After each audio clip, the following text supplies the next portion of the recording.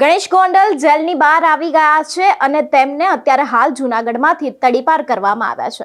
નમસ્કાર, હું હંસિના અને તમે જોઈ રહ્યા છો નિર્ભય ન્યૂઝ। જો વાત કરવામાં આવે ગણેશ ગોંડલ વિશે તો તેમને જામીન મળી ગયા છે અને આજે તેઓ જૂનાગઢની જેલમાંથી બહાર આવી ગયા છે। જો કે હાઈકોર્ટ દ્વારા તેમને જામીન આપવામાં આવ્યા હતા, પરંતુ એક શરત એ હતી કે તેઓ જૂનાગઢમાંથી તડીપાર રહેશે।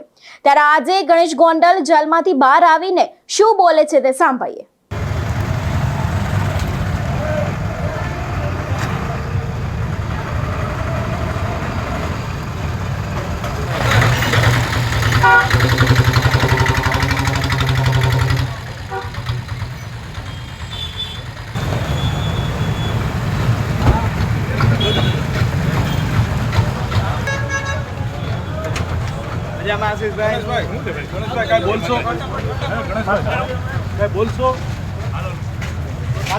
હાલો જય માતા।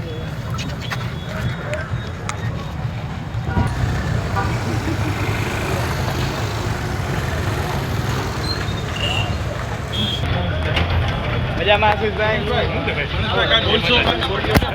હાલો બોલશો? હાલો હાલો જય માતા।